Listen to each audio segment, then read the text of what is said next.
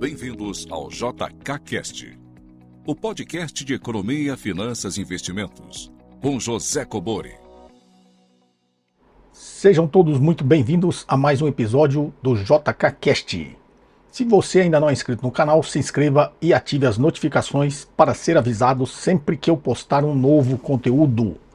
Caso você goste, não esqueça de clicar no like e fazer os seus comentários aqui abaixo. Perguntas em áudio e texto para o WhatsApp 11 95550 0005. Perguntas entre 40 segundos e 1 minuto, se identificando de onde você fala e gravando de locais silenciosos. Bem, pessoal, vocês devem estar notando, até pela qualidade da imagem, então já me perdoem a qualidade da imagem e vou tentar colocar um áudio com uma qualidade um pouco melhor também. Mas esse episódio eu estou em viagem, estou gravando aqui para a gente não ficar sem o episódio de sábado, fora do estúdio, né? Então, sem os equipamentos adequados, então perdoem se a qualidade do vídeo e do áudio não estiver a contento e como de costume. Sem mais delongas, vamos aqui então à primeira pergunta. Oi, bom dia, professor. Obrigada por essa interação. Sou servidora pública, meu esposo também. Ele compra títulos do Tesouro Direto, tenta entender sobre. Quando ouço falar sobre a necessidade de auditoria da dívida pública, incomoda-me estar investindo nesses papéis e, portanto, contribuindo para o endividamento da nação, que pagará juros e não terá para investir nos serviços públicos. Aquela tradicional orçamento/despesas em pizza mostra isso e fico muito preocupada se estou certa em comprar esses títulos. Mas também já ouvi explicações de que os bancos é que têm as vantagens maiores e eles sim é que causam essa distorção. São remunerados pelas sobras de caixa, algo assim. Daí minha pergunta é, diante de tudo isso, devo comprar títulos do Tesouro Direto? Ou o que seria melhor para eu ter minhas reservas e não contribuir com essa situação do aumento no pagamento dos juros da dívida pública? Meu nome é Ana Paula. Bem, Ana Paula, tem várias dúvidas aqui. Você está basicamente querendo saber a confiança dos títulos do Tesouro, né? E aí você coloca aqui algumas coisas que se escutam por aí, que podem te deixar preocupada. Vamos lá.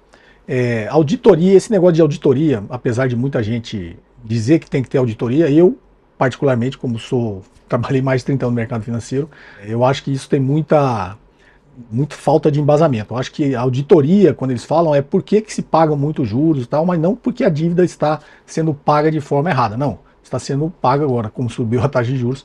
Eu acho que a taxa de juros é muito alta, a gente paga-se muito pela dívida pública, tá? O que é o grande problema fiscal do Brasil é o déficit nominal, né? Quando você inclui o pagamento de juros da dívida, esse montante vai chegar a quase 1 trilhão agora de reais de pagamento só dos juros da dívida, tá? O que gera muita dúvida quando eles falam auditoria da dívida pública. E aí eu acho que tem a ver um pouquinho com essa informação que você colocou, que paga as sobras de caixa do banco. Não é isso. Todo dia, quando você fecha o mercado, não é sobra de caixa, é dinheiro que está parado nos bancos, nos fundos de investimentos, no mercado como um todo. Então qual que é a lógica? Esse dinheiro, as reservas, né, que são colocadas no Banco Central, são remuneradas pelo Banco Central, porque no limite, se não se fizesse isso, dinheiro não pode ficar parado embaixo do colchão, grosso modo aqui falando de forma popular, esse dinheiro seria trocado no mercado, seria emprestado entre uma instituição e outra, um banco e outro, e no limite dessas trocas aí, a taxa de juros ia começar a cair, tendendo a zero. E sob o ponto de vista da lógica da política monetária, isso não pode acontecer. Então, por isso, o Banco Central remunera todas essas sobras que estão nos fundos de investimento em todo o sistema financeiro, que é mais de 1 trilhão de reais também, que são remunerados todos os dias. Antigamente, isso era feito sempre como chamadas operações compromissadas, talvez seja essa a sua dúvida. Posição compromissada é como se estivesse utilizando os títulos públicos, né? Por isso que passaram a remunerar as reservas bancárias, porque você não precisaria emitir título público para fazer essa operação. Como que é feita essa operação? Sobrou o dinheiro lá, digamos, nos fundos de investimentos, mais de 1 trilhão de reais todo dia. Aí os fundos de investimentos vão lá e fazem operações compromissadas. É como se eles estivessem comprando esses títulos e sendo remunerado com juros que foi definido pelo Banco Central. Como precisa ser feita essa operação compromissada, o Banco Central precisa ter os títulos. Então o Tesouro Nacional emite um volume de títulos para que o Banco Central utilize para fazer essas operações, para fazer política monetária com esses títulos. Então, esses títulos que são utilizados, eles não são dívida. né? É um papel que foi emitido pelo Tesouro, mas digamos, emitiu uma LTN. O Tesouro não arrecadou, não se endividou em mais R$ 1.000, né, R$ 1.000 em cada LTN. Na verdade, ele emitiu esse título para que o Banco Central utilize esse título para fazer as operações compromissadas e pagar juros sobre esse título. Então, o valor nominal do título, os R$ 1.000 lá que foi emitido nessa LTN, não entraram para o Caixa do Tesouro, não são dívida. Então, são papéis que são utilizados só para fazer essas operações compromissadas, em que se paga juros sobre esses papéis.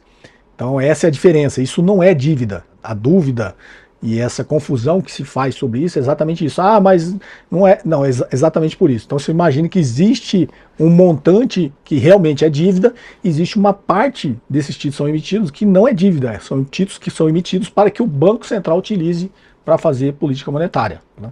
Para controlar a taxa de juros, a liquidez do dinheiro no mercado, remunerando essas, digamos, que você chamou de sobra de caixa. Então, a princípio não se tem motivo para fazer essa auditoria, se for exatamente isso, essa confusão que se faz sobre o que seria esse montante ou não da dívida, tá ok? Sob o ponto de vista da confiabilidade, é o título considerado livre de risco, né? Então, por que um ativo é considerado livre de risco? Os títulos do Tesouro, os títulos da dívida pública são considerados livres de risco, porque quem emite a dívida para você e promete que vai te pagar é exatamente o mesmo estado que imprime dinheiro, né? Então, no limite, por que você deixaria de pagar alguém se você tem uma máquina de imprimir dinheiro no seu quarto? Você não faria isso, tá? Tem outras consequências, como eu disse, já falei bastante aqui, existem outras consequências de você ficar imprimindo dinheiro para pagar a dívida, que é o que foi lá no período conhecido como período hiperinflacionário antes do Plano Real, né? Você dá o calote nisso aí através de inflação, tem vários outros. Mas, sob o ponto de vista do risco de crédito, o título não tem risco de crédito, tá? Então, você pode comprar um título de Tesouro que o Estado não vai deixar de pagar. Por quê? Porque ele tem uma máquina de imprimir dinheiro. Quem deixaria de pagar alguma dívida se ele pode ter o poder de imprimir dinheiro? Tá? Ainda é o ativo considerado livre de risco, é o ativo de maior liquidez no mercado, são os títulos da dívida pública, e você pode investir de forma tranquila, porque de todos os ativos financeiros de uma economia, o considerado mais seguro são os títulos da dívida pública. Tá? Por isso ele é, inclusive, em teoria, considerado um ativo livre de risco. Lembre-se, risco de crédito. Tá ok, Ana Paula? Então você pode continuar investindo tranquilamente nos títulos da dívida pública.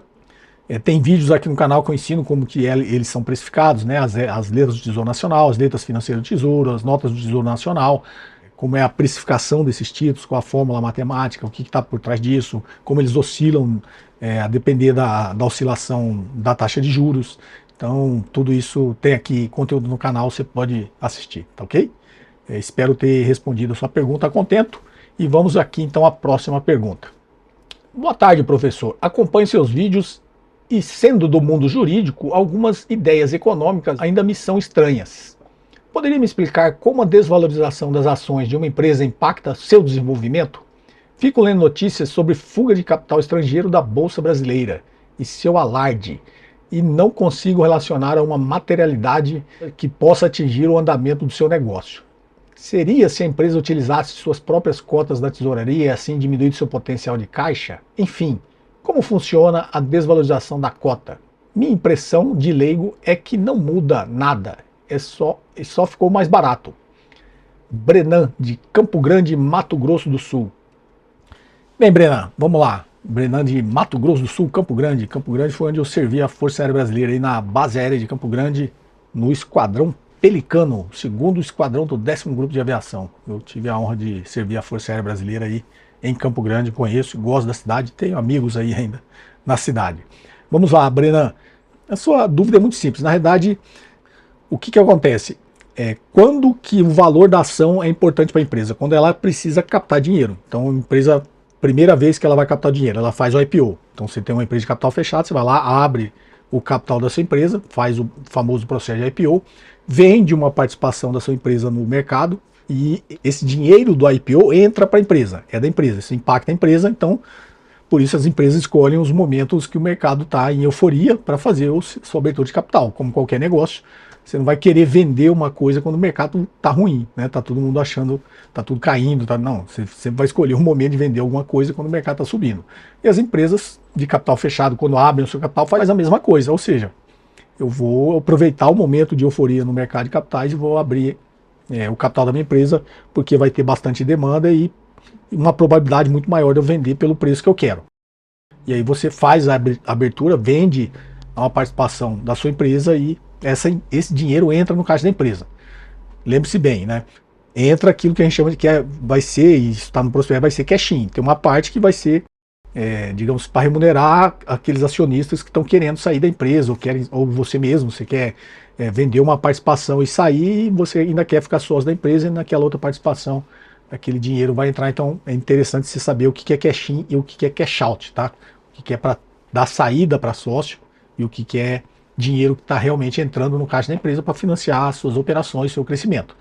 Então, a partir desse momento que fez o IPO, já vai para o mercado secundário. E aí, isso que você vê na bolsa todo dia são investidores comprando e vendendo ações entre eles. A empresa já não tem nada mais com isso, tá? Então, se a ação da empresa cai, não interessa, a empresa não tem impacto nenhum. Se a ação da empresa sobe, também, a empresa também não tem impacto nenhum, não ganhou. Por isso, sempre que tem essas notícias, eu já expliquei aqui, né? Ah, a Coca-Cola perdeu X bilhões, tal empresa perdeu não sei quantos bilhões, não perdeu nada, né?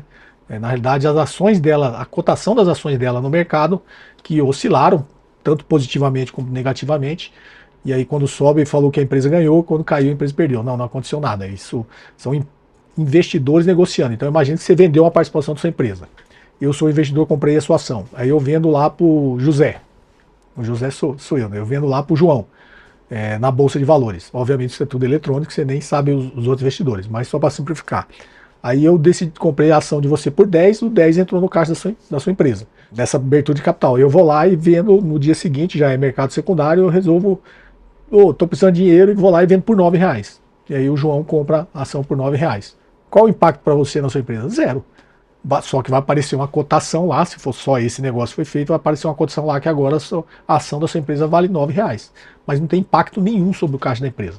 Por que as empresas têm essa transparência e continuam dando resultado? Porque amanhã, se você precisar de novo captar dinheiro via mercado de ações, você vai fazer o que a gente chama de follow-on, e aí nesse processo de follow-on, você vai fazer uma nova venda de ações no mercado de ações, e aí você vai depender da cotação da sua ação, né, para fazer esse follow-on. Então as empresas sempre mantêm, né, as expectativas do mercado, obviamente tem que manter isso dando resultado, né, tendo boas projeções de crescimento, e ela mantém essas cotações das suas ações, digamos assim, num patamar que esteja muito próximo do que realmente a empresa vale, né? E aí a empresa vai lá e faz um follow-on, ou seja, vai lá e faz uma nova emissão de ações e capta novos acionistas, e aí esse dinheiro vai entrar no caixa da empresa de novo. Então as empresas, e obviamente quando a empresa está num momento de crise, a empresa não está valendo muito, ela não vai fazer o follow-on nesse momento, novamente, né? Ela sempre vai procurar sempre os melhores momentos da bolsa para fazer esse tipo de captação, esse tipo de operação. Então, a ação caiu, a ação subiu, não tem impacto nenhum sobre o caixa da empresa. Ok, espero ter ajudado, Brenan. Vamos aqui então à próxima pergunta. Olá, Kobori, venho te acompanhando recentemente e gostei muito do seu conteúdo, especialmente sobre finanças, mas que ainda mantém o pé na realidade, diferente de muitos outros influenciadores que vemos por aí. É um verdadeiro alívio ver pessoas dedicadas e comprometidas como você. Minha pergunta é, recentemente vimos a disparada do dólar por conta da proposta do Haddad, além de muitos influenciadores de finanças causando alardes dizendo que por causa disso vai quebrar ou acabar com o Brasil. Eu gostaria de saber sua opinião sobre a proposta feita, além de quando realmente essa alta do dólar é pertinente para a economia e sobre todo esse alvoroço causado no mercado brasileiro. Mais uma vez, agradeço por você compartilhar seus conhecimentos e todo sucesso para o seu podcast. Gabriela de Brasília. Bem, Gabriela, vamos lá. O vídeo de quarta-feira eu falei sobre isso, né? Sobre o ajuste fiscal aí e essa relação com o mercado financeiro, sobre esse negócio dos influenciadores, vai quebrar, mas não vai quebrar nada, né? Tem um vídeo aqui do meu canal, depois, se o editor conseguir colocar aqui no card, quando o Lula foi eleito, todo mundo, o Brasil vai virar Argentina, vai acontecer isso, o dólar vai disparar, que não sei o que, não sei o que. Eu fiz um vídeo, obviamente, um pouco mais, digamos, apartado desse de pensar com o fígado como as pessoas têm e principalmente no momento de polarização, né? Tudo que é o que ele acredita ser o outro lado sempre vai ser o pior dos mundos, né? E o que ele acredita que vai ser o dele vai ser o melhor dos mundos. Eu fiz uma avaliação bastante sensata e técnica, não, e falei, não vai acontecer nada, muito pelo contrário, existe uma expectativa da economia melhorar bastante. E os indicadores econômicos mostram que a economia está melhorando bastante, né? Agora, quanto a essa coisa do dólar, isso são movimentos de curto prazo de especulação, de aposta, né? Então, divulgou o pacote de ajuste fiscal e não agradou o mercado. Aí todo mundo vai lá e aposta contra, né? Então o dólar vai subir, a bolsa vai cair. Aí agora o juro subiu, como o juro sobe, a bolsa tem a tendência de fazer um movimento inverso. Aí a bolsa cai e o dólar também cai.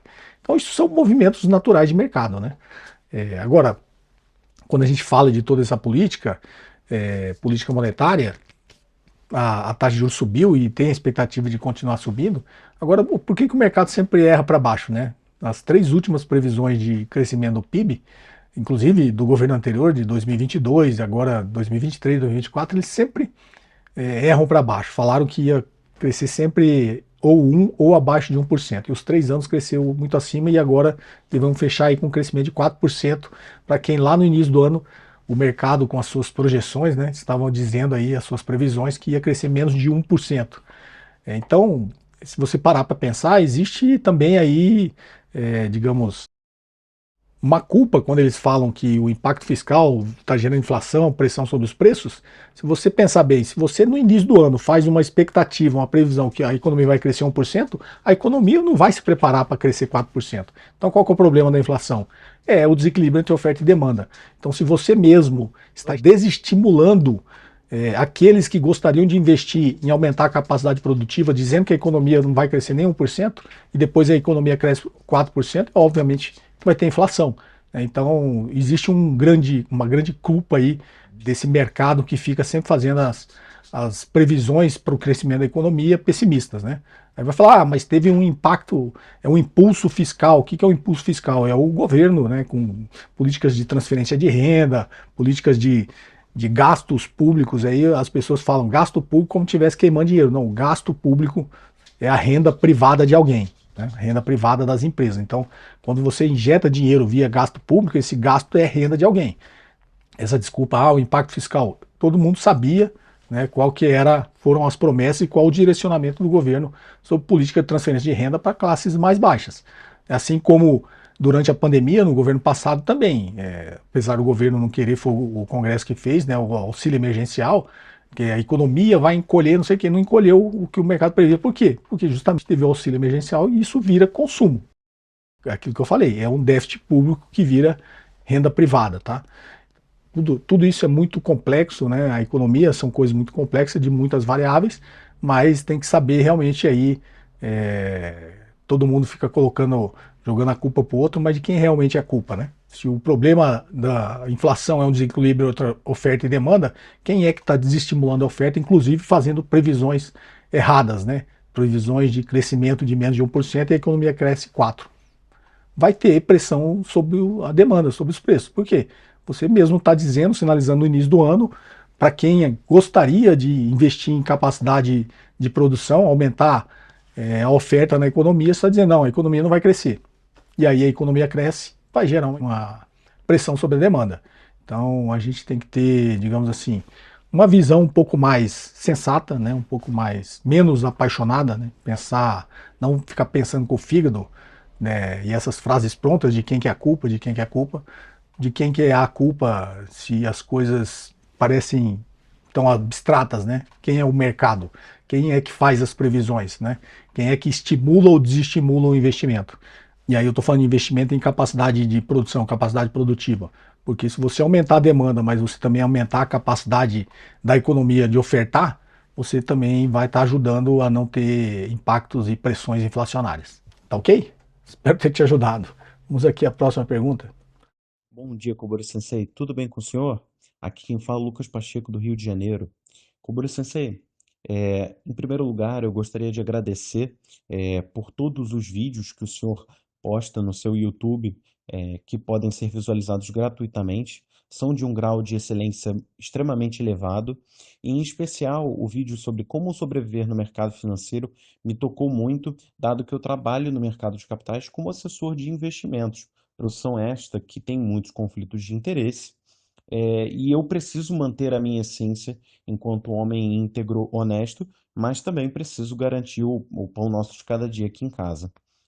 Dito isso, professor, a minha pergunta para o senhor seria: em outras áreas, dentro do mercado financeiro que não comercial, ainda existe muito conflito de interesse, ou isso seria algo exclusivo, da parte comercial do mercado financeiro?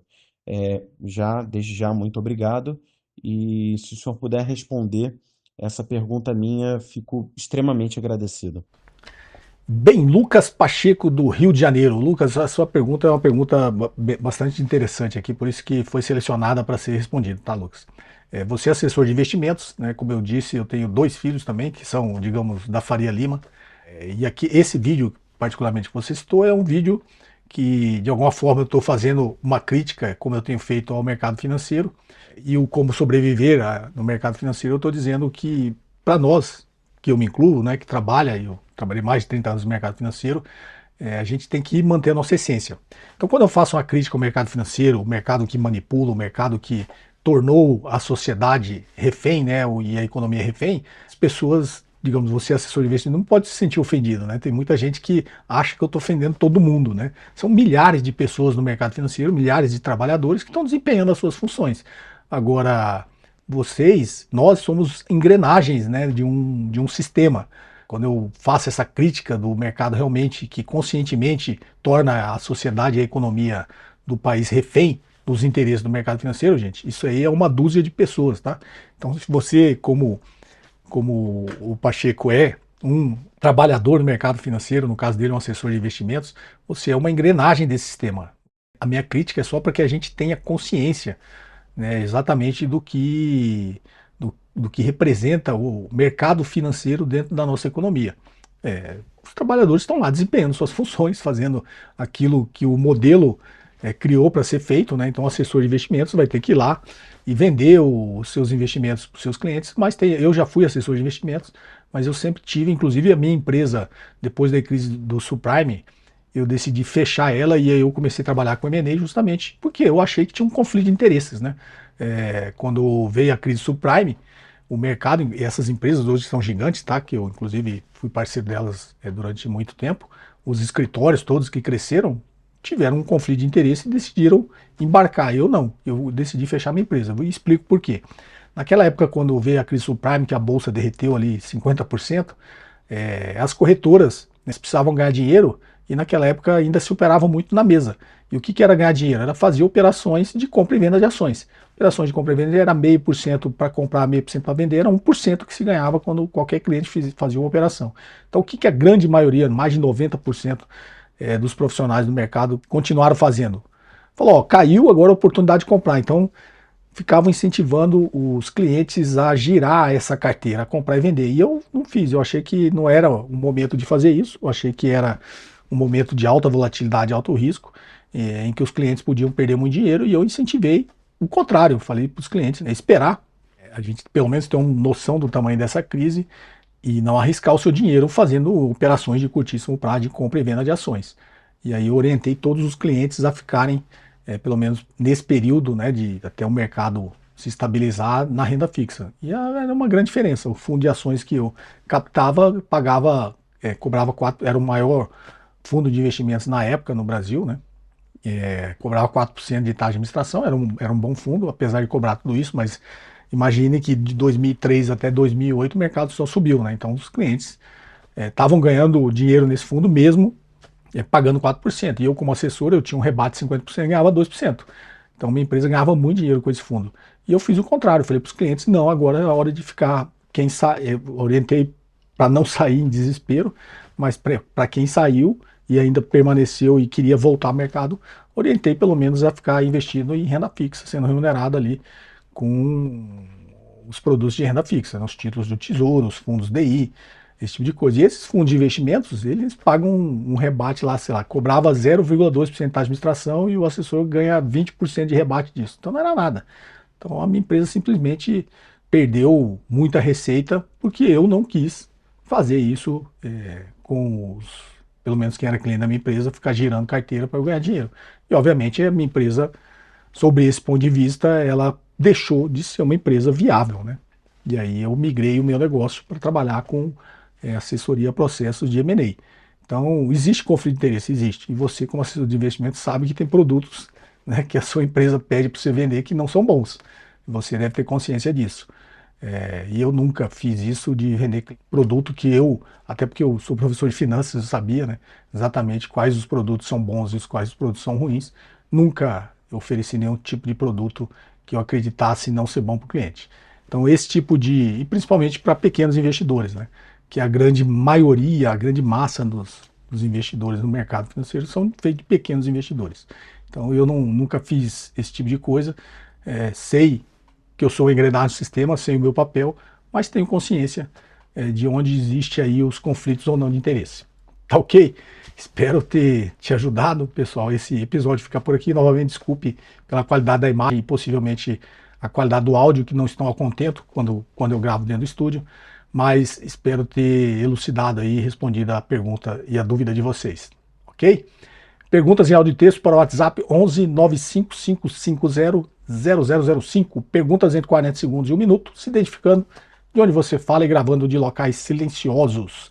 Se você ainda não é inscrito no canal, se inscreva e ative as notificações para ser avisado sempre que eu postar um novo conteúdo. Se gostar, clique no like e não deixe de fazer os seus comentários aqui abaixo. Um forte abraço e até o próximo episódio. Você ouviu mais um episódio de JK Cast, o podcast de economia, finanças e investimentos com José Cobori.